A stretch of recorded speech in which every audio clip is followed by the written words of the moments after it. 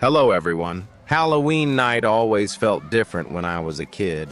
The air felt colder but exciting. Every house glowed orange and yellow from porch lights and carved pumpkins.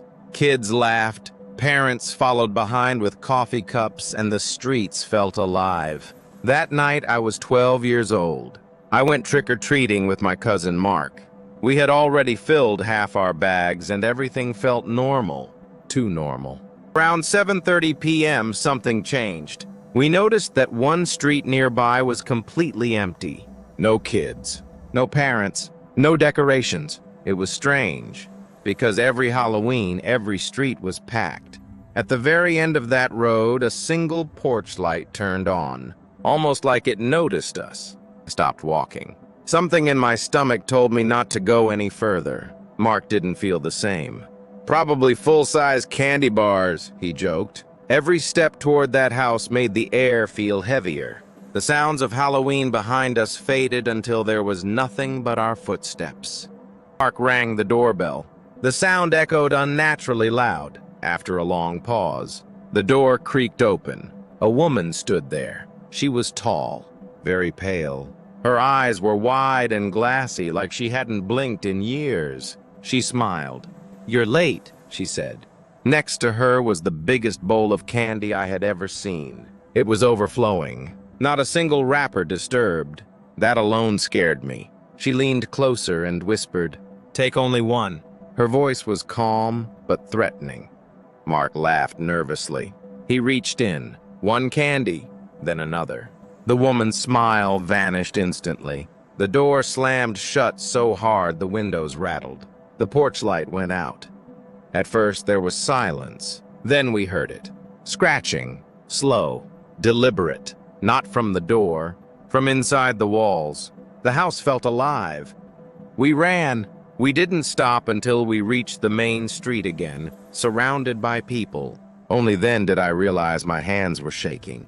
Mark dropped his candy bag. Inside, every piece was melted into black sludge. The next morning we went back. The house was gone.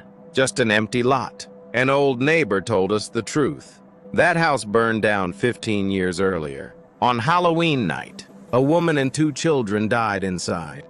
We never went trick-or-treating again. And every Halloween since, I count my candy. I was 16 when I volunteered at a Halloween-haunted trail. It was supposed to be safe. Parents everywhere. Lights hanging between trees. Fake screams mixed with real laughter. Nothing felt dangerous. At least not at first. Near the entrance, I noticed a man standing completely still. No costume, no mask. Just normal clothes. In his hands, a clipboard. Every time a group of kids entered the trail, he looked down and wrote something.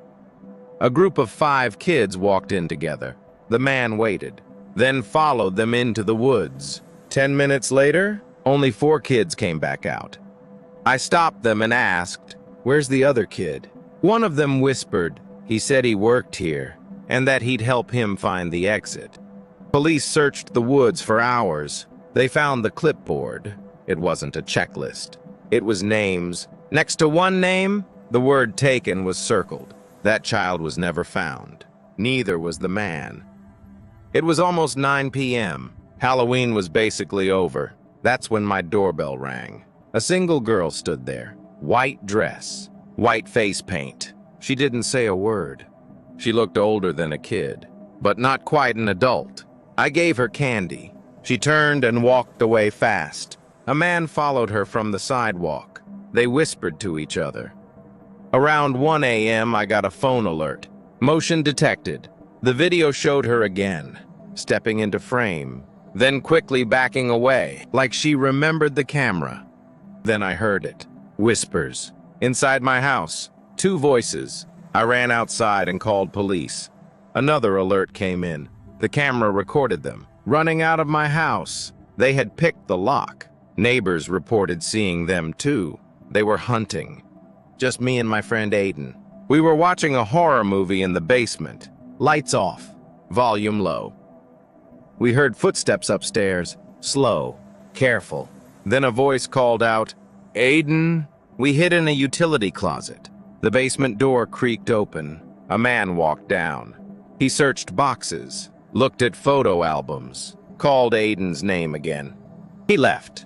Police came too late. We never saw him again, but he knew our names.